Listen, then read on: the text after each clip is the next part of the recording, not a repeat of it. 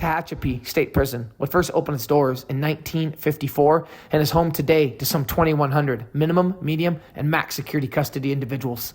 On May 12th, 2025, at around 7:20 a.m., inside of one of the level 4 housing units, rapper Tory Lanez, or his legal name, Daystar Peterson, would be violently attacked by an inmate serving a life sentence, Santino Casio. Lanez would suffer from 14 stab wounds to the head, neck, and abdomen region, suffering from a collapsed lung. Suspect has been identified tonight in the prison stabbing of former hip-hop star Tory Lanez. According to the California Department of Corrections and Rehabilitation, Lanez was stabbed by inmate Santino Casio at a housing unit at the California Correctional Institution in Tehachapi. That attack happened early yesterday morning. An Instagram post from Lanez's account says he was stabbed 14 times in that attack, causing both of his lungs to collapse. The post goes on to say he's now breathing normally and is in good spirits. The former rapper was sentenced to 10 years in prison back in 2023 after shooting fellow hip-hop star Megan Thee Stallion at a house party in Los Angeles. Casio was serving a life sentence in prison after being convicted of second-degree murder in 2004. Rapper Tory Lanez update his condition after he was stabbed in prison, and they claim they have new evidence in his case that could set him free. You're watching Eyewitness News at 11:30. We're live on ABC 7, Hulu, and wherever you stream. I'm Philip Palmer. And I'm Colleen Sullivan. Rapper Tory Lanez recovering after being stabbed 14 times in prison. Today, his legal team provided an update on his condition, but they also talked about what they say is new evidence in the case that landed him behind bars. Eyewitness News reporter Rob Hayes is live in the newsroom and has details. Rob. Yeah, stabbed on Monday. Today, Tory Lanez is in fair condition. His legal team taking advantage of the media's interest in the attack to make a new case for his release, saying a new witness has stepped up who can clear Lanez in that shooting case. Now, Lanez is currently serving a 10-year prison sentence in Tehachapi after shooting Megan Thee Stallion back in the feet back in 2020. Now, Lanez was jumped on Monday as representatives say he was stabbed 14 times, causing both his lungs to collapse, though he is now breathing on his own. Prison officials say his attacker was Santino Casio, a man serving a life sentence for murder who also has a history of prison time violence. The motive for the attack is unknown. Today, the legal team for the Canadian rapper held a news conference in downtown LA saying Lanez was railroaded by then DA George Gascon, who had just survived a recall election. And they say a bodyguard for Megan Thee Stallion has come forward saying he heard her say that she fired the weapon, not Lanez. Mr. James informed Unite the People that he was a witness to the conversation Ms. Harris had where she stated she had the gun, she fired it 3 times, Mr. Peterson grabbed her arm and knocked it down, and the gun fired 2 more times. In essence, Mr. Peterson never shot anybody, never even touched that gun. Now, Lanez and his legal team are asking Governor Gavin Newsom to take a look at this new information and issue a full pardon. Meanwhile, Megan Thee Stallion sought and was granted a restraining order against Lanez, saying he's been harassing her by paying bloggers to spread misinformation about her. Reporting live in the newsroom, Rob Hayes, ABC 7 Eyewitness News. What's going on, you guys? Welcome back. Another episode of Green Lit Gang TV. Much love, much appreciation. Thank you guys so much for checking out the channel today. It means a lot that you are here. Really quick, before I jump into it, let's do the intros. If you're new to the channel, welcome. Thank you for taking the time to watch the video. Hope you enjoy it. If you do like it, go back, check out some of the videos, check out some of the content, and let me know what you think. And you already know what I think of you. If you're a regular viewer, subscriber, supporter of this channel, I'm truly nothing without you guys. 2025 has been an amazing year so far. Honing in, zoning in, getting closer to 25,000 subscribers. Probably a couple months away from hitting it. But again, guys, thank you so much for the continued support. Lastly, if you like what you see, if you like what you hear, hit the like button, hit the comment button, engage. It's a conversation, and smash the subscribe button. Let's roll. All right, guys, what's going on? So as you can tell, we're going to be talking about the Tory Lanez case today. I'm more interested, honestly, in his attacker, Santino Casio. He's got a violent, vicious, messed up background, to say the absolute least. I think we all know a lot about Tory Lanez. If you kind of consume this kind of content, if you watch these kind of videos, then you may have heard and watched a lot of things on Santino Casio. But if you haven't, hopefully you can learn some stuff from my video today. First, we're going to be reading a little bit about the initial attack that took place at Tehachapi State Prison back on May 12th, 2025. Getting into the background on Tory Lanez, his case that sent him to prison with the shooting of Megan Thee Stallion, another famous rapper. And then we're going to be jumping into Santino Casio's background and talking about what got him to prison and what kept him in prison as he continued to be violent. But first, this is the kind of the breakdown, the day of the attack. At approximately 7:20 a.m., May 12th, 2025, California Correctional Institution guards in Tehachapi were placed on emergency alert when rapper Daystar Peterson, better known worldwide as Tory Lanez, was attacked in a housing unit by another prisoner. The attacker, later identified as Santino Casio, reportedly struck without warning, stabbing Lanez 14 times before being apprehended by guards. Lanez's official Instagram account posted a message shortly after the attack that showed the horrific depth of his injuries. The post claimed the rapper had been stabbed 7 times in the back, 4 times in the torso, twice at the back of his head, and once in the left side of his face. Officials say the response was immediate. Staff members started providing on-scene medical treatment and phoned 911 as they attempted to stabilize Lanez, who was taken to a Bakersfield hospital where he was listed in fair condition given the severity of his injuries. Then Tory would release an Instagram statement, or his team would, saying he was in good spirits. But again, talking about the high, 14 stab wounds is no joke. And then pretty soon the video starts circulating, right? And there's different versions of it, but there's one really good one where you can clearly see, it's in the morning, and guards are in the housing unit. Staff is in the housing unit. I believe breakfast is being served, and Tory Lanez is running for his life. He's, going up the stairs and comes back down, gets out of a hoodie. He's a little guy. I think he's only like 5'5", 5'6", and Santino is just going to town on him. Now, there were some kind of mixed, why did this happen? Was it politics? Was he ordered to take him out? Did he just snap? Paranoia? The account that I heard a couple of times was that a day or days prior, Tory Lanez was on a phone call, something, and accidentally picked up the phone, somehow accidentally got talking to Santino Casio's then girlfriend. All right. Well, when he handed the phone to Santino Casio, he makes a joke or a comment saying, "Hey man, your girl's flirting with me." Okay. Just a simple remark. At the time, Santino didn't do anything. Didn't even blink. Kept it moving, right? Got back to his cell, started thinking about it, and built it up in his head to the point where this guy's trying me. And people have come out who knew him saying he was very paranoid, was constantly in survival mode, which when you're in these kind of conditions since like 2004, he's been locked down, 20 years.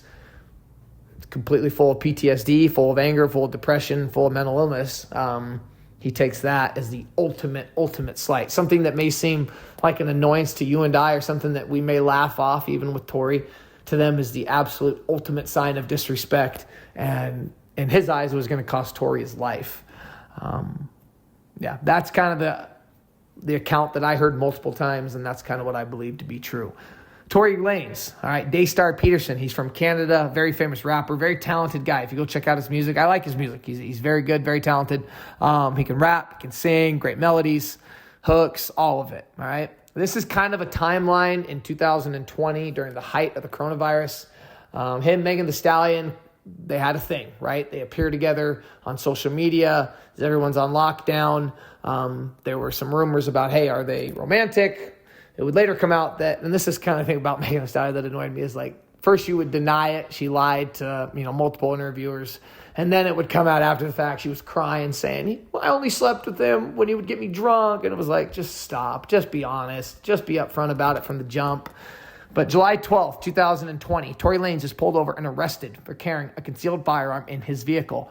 Megan Thee Stallion, who is present during the arrest, is taken to the hospital because of a foot injury. And what TMZ reported was footage of the arrest. A person can be heard in the video saying, "Megan, are you okay?" And you do see the arrest video. She's hopping back on her foot because the police are getting them out of the car. It's like a felony stop. It's a gun stop.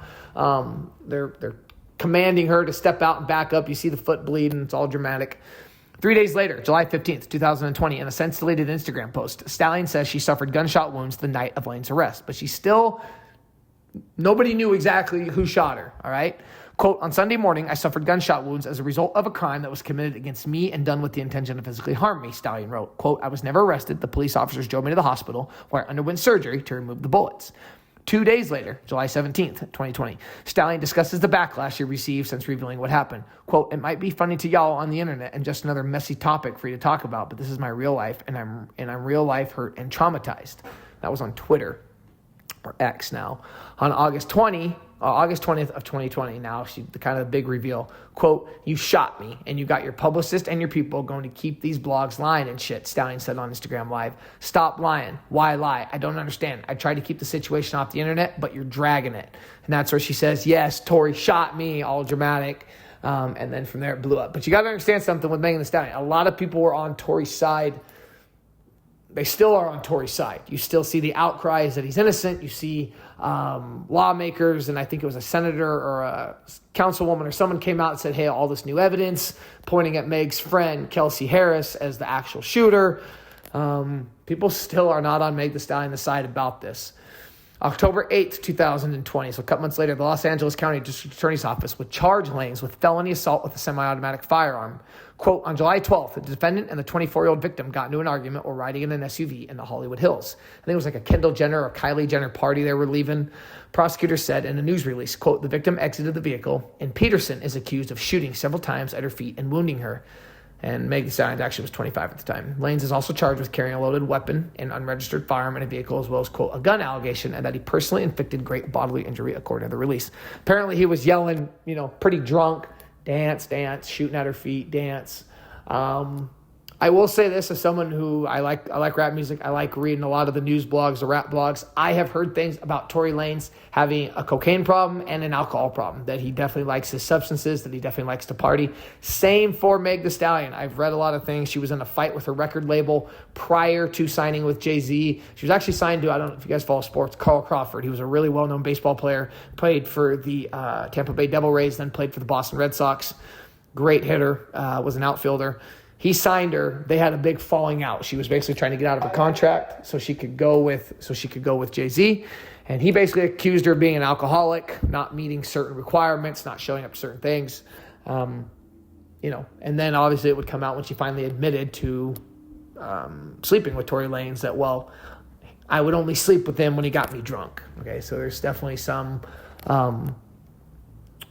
accuracy when describing both of these.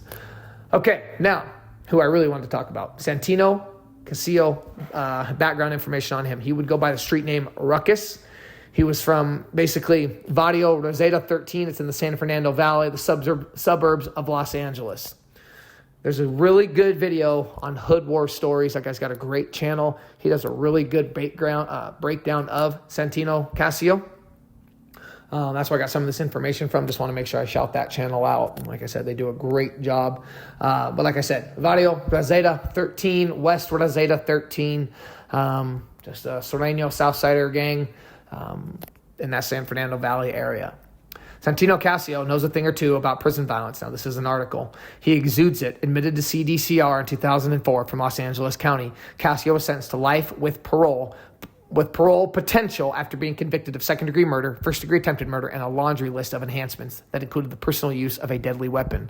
And that was just the beginning. So it goes down in 2004, and we're going to get to some details of what he went down for. And I think this is stuff that later came out, but a lot of people still don't know. In 2008, 4 years later, Casio accumulated another 6 years for assault with a deadly weapon after already being incarcerated, indicating he's as much of a threat in prisons as anywhere else. In 2018, he was found guilty again, this time for possession or production of a deadly weapon inside the prison. Casio, authorities say, is a predator who utilized violence as a tool of control, survival, and dominance over decades.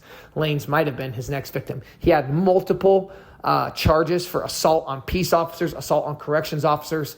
The guy was very, very violent. And again, it goes into that paranoia, survival mode. They said he was always on survival mode. He's been down since 2004. Okay, this attack happens literally 20 to 21 years since he's been down. That's expected. And again, it shows you, I was one of them. I don't think you realize Tory Lanez, when he got convicted of this crime, he took this all the way to trial. He had been offered a plea deal of like 3 years before taking it to trial. And he was adamant. And I think he thought, you know what, I got some good lawyers I can afford that I won't be convicted. He took it all the way and got 10 years. Took it all the way to the box, and he lost. And it's a violent gun conviction in the state of California. You're going all the way almost to the top. And that's kind of where he went. And I know I'm going to have comments, it's weak there, or this or that, whatever. Regardless, the guy was in a level 4. He's in a max security unit. He's down with very violent offenders, overpopulation, understaffing. You can see in the video, the staff's there serving breakfast, and he's literally running for his life, getting chased as he's being stabbed. Okay, so going back, I had to go back to kind of an old article about the murder that he committed in 2002. On June 9th, 2002, he murdered his then 13-year-old girlfriend by shooting her with a shotgun in the face. Her name was Evelyn Brenda Sendejas. I put her picture up. That was on Sunday, June 9th, and this was in Lancaster, like in an apartment complex. And when that came out, I think a lot of people, at least, again, if you're consuming this content, because if you just listen to it on the surface, right, you see his picture, Tory Lanez, okay, that's it. But if you actually dig into this guy's background and these charges, they're brutal. They're vile. Okay, so I was trying to find an article, trying to find something to read to give you guys. I actually found an article from a year after the murder of his then 13-year-old girlfriend, Evelyn Brenda Sendejas. This was posted on November 13th, 2003. This is kind of gives a background of the shooting and then goes into like basically someone was on the witness stand during some questioning. So we're going to read from that. Two relatives heard 22-year-old Santino Casio arguing with his 13-year-old girlfriend minutes before she was shot in the face with a shotgun. They testified at Casio's trial Wednesday. Casio is facing murder charges for the death of his girlfriend, along with a special allegation that the crime was committed with a firearm. He is also accused of 2 separate attempted murders with special allegations of using a knife and causing great bodily injury. His trial began Monday before Commissioner John Murphy at the Michael D. Antonovich Antelope Valley Courthouse.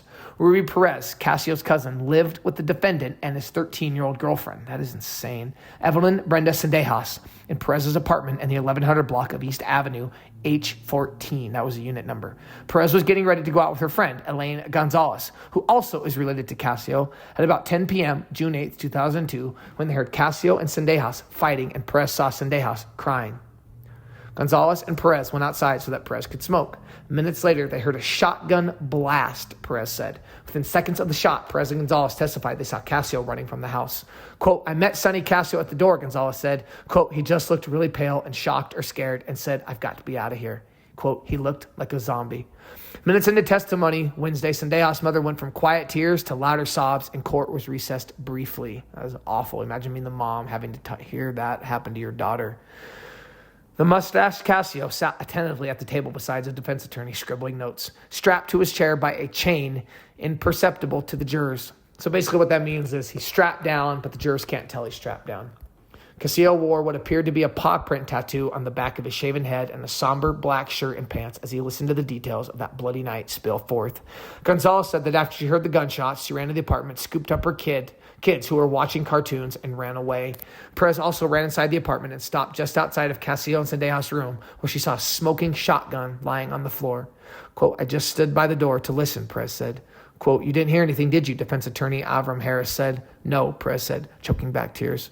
When she didn't hear Sendejas making any noise, she grabbed her purse and fled the apartment, Perez said. That night, she snorted methamphetamines, Perez said. Quote, I was high. I was scared. I didn't know what to do, she said. She returned hours later and reported her story to investigators. Casio remained in hiding for nearly 2 weeks until he was found on June 20th. It appears only Casio knows what happened inside of the bedroom when Sendejas was shot. Daniel Aiken, a coroner employee, testified that the shotgun must have been about 4 inches from Sendejas' face. Graphic pictures of Sendejas' wounds were displayed as Aiken detailed her injuries. Aiken also said Sendejas had black powder transfer or residue or unexpanded gunpowder on her index finger that could have been from any type of handling of the weapon, including pulling the trigger or shielding her face. That's awful. That is brutal. That's the first time I've read that. That is why I have this channel. That's why I make these videos, because I want to give real depth to some of the crimes that occur, and like some of the stuff these guys are really in for, man. It's no joke. You see, you see his face. He stabbed Tory Lanez, murder, right? Okay, then you hear 13-year-old girlfriend. But when you read that, when you read the actual court paperwork, it almost turns your stomach. Absolutely crazy. Let me know what you think in the comments below, guys. Until next time, you already know what it is. Peace.